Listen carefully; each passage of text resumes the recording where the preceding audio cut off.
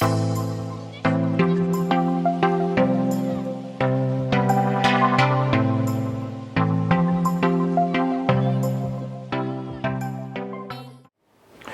going on, collectors? It's your boy Parlay J here with you today, and on today's episode we are going to talk about two of the exact same cards from the exact same grading company and why they might have gotten a different grade. Have you thought about sending cards out to get graded? You've heard about this thing, you're not quite sure what it's all about, or maybe you've sent cards out to get graded, you've gotten them back, and it was really a big disappointment when you got it back.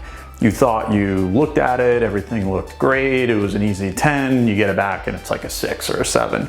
Well, I've got a couple examples that I want to share with you guys today on that experience in and of itself and how you can possibly prevent some of those lower grades whenever it is that you decide to get into card grading. So I've got a couple examples. Example number one is from the vintage time period. And so this is a Roger Maris rookie card, 1958 tops. And this one that I'm holding up is a PSA 8. So as you look at the card, it looks great shape, great corners, and whatnot. Sorry, that was a PSA 6. And then here is the exact same Roger Maris card. And again, as you look down the card, right? So why did this one get a 6 and this one get an 8? I'm gonna go through maybe 7 reasons. There's definitely more, but 7 key reasons why one set of cards, one card may get one grade and another one looks so similar but might get another grade. So you can also check out my series on grading and what it's all about and the details behind it, but I'm gonna touch on some of those topics here too. The first 4 out of 7 I kind of call the core 4. And one great thing is that Beckett, which is one of the grading companies that we've talked about here on the channel. If I can get this to zoom in. As you see, for an example, it shows what's called subgrades. So here there's centered, edges, corners, and surface. And those are subgrades, as it's called, out of 10. Now those are really the core 4. So when you send a card out to PSA, you want to make sure you check on these things. And you want to see, hey, you know, are my corners good? Are there any marks on it? Immediately, if you see a mark, even if it's the slightest little ding, that's a reason for a grade to be lower. So it depends what you're going for. If you just have a card and you want it to get slabbed really nicely, as this is referred to as, then, you know, go ahead and send it anyway, and you'll pay your 10 to 20 or however many dollars, depending on how quickly you want it graded. It'll get slabbed and it'll get a grade accordingly. But check out your corners. Make sure that they are as pristine as possible. And one thing that I recommend is investing in a really good flashlight. Actually, the flashlight on the iPhone works really well. And if you can, a really good magnifying glass. I know this sounds crazy, but your eye and light sometimes can be deceiving. And when graders grade, they actually put it under a magnifying glass and they use lighting, because they're looking for all those little nuancy imperfections. Because when they say that there's a PSA, if it's PSA 10, they want to make sure that it's perfect and pristine, and as they call it, gem mint. So it's very, very important for you to do that pre-work so that you know what you're getting into. And a lot of collectors that are looking for 10s on their cards, typically what they'll do is they will only send the ones that they have done this to, so that they have the absolute best odds of getting 10s back in return. Again, if your MO is you just want to slab, you're not so particular on the grade, then by all means, you know, send it on off and get it in the slab. Another one is centering. And so when you think about centering, this Maris is a very good example that it is not that well centered. However, because of the time period of the card, it's really, really hard to find one that's centered. And so this might get a better grade than something that's in a more recent or modern or ultra modern time period. You could see centering refers to the borders. So this border on this side is clearly way thicker than this border on this side. And top and bottom are also items that we look for on centering as well, right? So you can see here that this card is not centered left to right, and this is the PSA 8, right? So now, if you look at this card, same exact card, it is also not centered left to right, it is also not centered top to bottom. And so that is a contributing factor as to why it graded out as a 6, among other reasons. There is also a ding on one of these corners. See, right here. Okay, so those are 2 of the, we call them the big 4 out of 7 total reasons why this happens. So edges are another one. And I think on these particular cards, the edges were very close, but you can tell on the 6, the top edge is a little bit frayed. So along this top, you see right there in the middle, there's kind of a little bump. Hard to get this guy centered, but there's a little bump sort of in the middle there, which hopefully you can see, and that constitutes an edge. And so that's another reason why these 2 cards may have gotten very different grades, because one has more wear on the corners, a little bit of edge wear going on, and is also less centered. And then the last of the big 4 is surface. Now, surface is one of those things where you kind of literally have to tilt the card and look at it under the light. And the surface is going to look for things like dents in the surface that are really hard to pick up sometimes by the naked eye, especially if you don't have good lighting.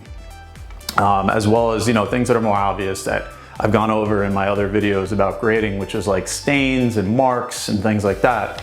But one trick is, like I said, you want to hold the card up eye level and you want to tilt it into the light and out of the light. And that gives you a really good view on the surface so that you can kind of tell, like, how's this one going to rank on the surfaces. So again, those are the big 4 that typically come into play the most when a card is graded differently. Now, there are also 3 other factors that I like to specifically highlight. Example, I've got 3 2019 Topps Pete Alonso rookie cards here, right? These are classified as ultra modern. I've got a PSA 10, a PSA 8, and a PSA 6. Now, I was shocked when I got this PSA 6 back, but it didn't pass the eye test once I really looked at it. And I noticed that I didn't do a good enough job looking at it because one of the corners actually looked a little bit crushed. And one of them looked like it had a bit of a dent in it, and you could see it only under that really strong light, which is, again, really important to do. But nonetheless, I think in the PSA 6's case, that made sense. When I looked close at the PSA 8, I just could not figure out why that couldn't be a 10, because I'm looking side by side at a PSA 10 of this very same Pete Alonso rookie card, and I just could not figure it out. It doesn't seem to have anything wrong with the corners. The surfaces seem fine. Number 5, it's dependent on the grader, because this is a human being who's actually grading things.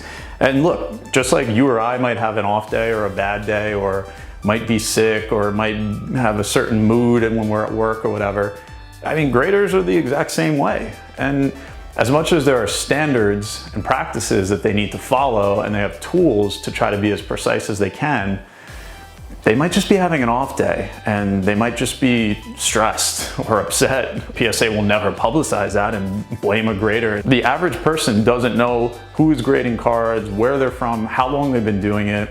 Are they brand new? Is it their first week on the job? Are they a 20-year veteran? So that factors into it too. There's the human element of the grader, which I think is very underestimated. And the more that we see PSA getting more and more popular, the more PSA is going to have to grow and hire more graders. You can already see that turnaround times are exponentially increasing, and that's not just due to COVID-19, even though that was a factor. It's due to PSA growing, and other companies are growing too. Beckett, BGS, and now SGC is growing also. So grader is another very important one. Number 6 is actually that. It's the grading company. So as I've kind of alluded to, there's Beckett or BGS, and there is PSA. They are the top 2. There's a third called SGC, which is definitely making a run. for being in the conversation, and a lot of people are flocking to them right now. But each company really has their own set of standards and what they're known to be more and less critical of. So for example, one company may be more critical on surface, whereas the other company may be more critical on corners. And so you have to do your research, and you just have to have some experience in seeing cards come back and being able to apply kind of the law of averages to say, hey, you know, if I have a card where the corner looks a little sketch, but the surface looks great, I'm going to send it to this company because I might have a better shot at a better grade, or vice versa. So that's another really important factor why the same card might get two different grades. And then lastly, this is really coming into the equation a lot now with grading and the hobby, and specifically PSA, Beckett as well, just being overwhelmed with orders, having to grade so many cards as quickly as possible. And so we see prices are going way up in the hobby, and we see, especially with PSA, that they are looked at as the standard for card grading and slabbing. And so there's this notion that PSA is now employing a concept of population control. And you might hear collectors talk about this, you probably hear dealers talk about this. If you're on any forums for sports cards in the hobby, you're definitely hearing it there, or on anywhere in social media. And what population control means is PSA doesn't want to just hand out 90% gem mint 10s, right? Because if I have a card like Pete Alonso, for example, this gem mint 10 of Pete Alonso from 2019, this card got very popular. This card, not only with collectors, but with flippers. It's his base card. He had an amazing first year, set all kinds of records. And everybody wants to get that card graded, and because the hobby is getting popular, that card is now, production is higher than prior years, because now there's more people, they want more cards, and Topps is printing. It's just like the government with money. Printing money, we're printing cards. The total number of cards for a given player that is out in the open market, in stock market terms, that's called the float. In sports card terms, that's called the population. And so what PSA wants to control is not having a very high density of gem mint 10s for any given card, because if you do that, then it dilutes the value of getting a 10. Because think about it, if every single card that you sent was a 10, then what is there to strive for? There's no 9s, 8s, 7s, 6s, and so on. If you have a bell curve and an even spread, let's say, and the 10s are on the low end of the bell curve, then they're more desirable, they're harder to get, they're rarer. And remember, rarity is the biggest factor in the hobby in value. Rarity is super important. And so what these companies purportedly do, a notion of population control, and that might mean that they might get this Pete Alonso, and when the grader goes through it, it may meet all of the criteria for it to be a PSA 10. But because there are so many PSA 10s out there, they might force this into a PSA 9 or an 8, because the bell curve is shifted too much in the favor of 10s, and we need to raise the population of 9s, 8s, and lower. And so it's kind of unfair if that is the case. I know there's a lot in the hobby that will both agree and disagree with me on this, but it is seemingly showing itself as a very real factor, and very real that it is likely happening right now. So that is the 7th reason, and it is the concept of population control. Now, what can you do to thwart this? When you're looking to submit cards, if your goal is to get as many 10s as possible, then you can go on PSA's website, psa.com, and you can pull the population report for any given card. And if you go to their website, there's a link on the top that leads you to the POP report or the population report. You type in the year, the brand of the card, the name, and even the card number, and you can get that population report, and it shows you what is graded from 1 up till 10 with subgrades and with the modifiers. So that's the letters that you could see in one of our other videos on what those mean, off-centered, things like that. So having the concept in mind of you sending in a card that has a very low population of 10s, but your card looks like it really, really, truly could be a 10 after you apply all the factors that we just talked about today, that's the one that you want to really send in, because that will, in the best possible way, isolate the population control factor and as much as possible tilt the scales in your favor. So with all these 7 factors, and there's definitely more, but with all those 7, if you can take what is in your control, you will better your chances of getting that higher grade on a card. And when you send in 2, maybe you'll get it on both if you follow these instructions. But again, this is not guaranteed. There's no exact science to this. This is kind of like the Google search algorithm. If everybody knew how to get to the top of Google, then getting to the top of Google wouldn't be that cool because everybody would be there.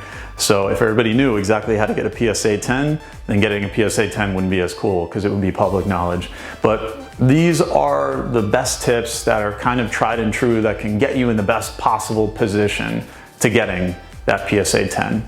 And if you guys feel that there are others that I'm missing, I know there's definitely more than the 7 that I've highlighted. Please let me know. I want to start the conversation in the comments. Love to hear your guys' feedback and your experience with sending in your subs, if you've done any of these, as pre-work to trying to get that 10 grade.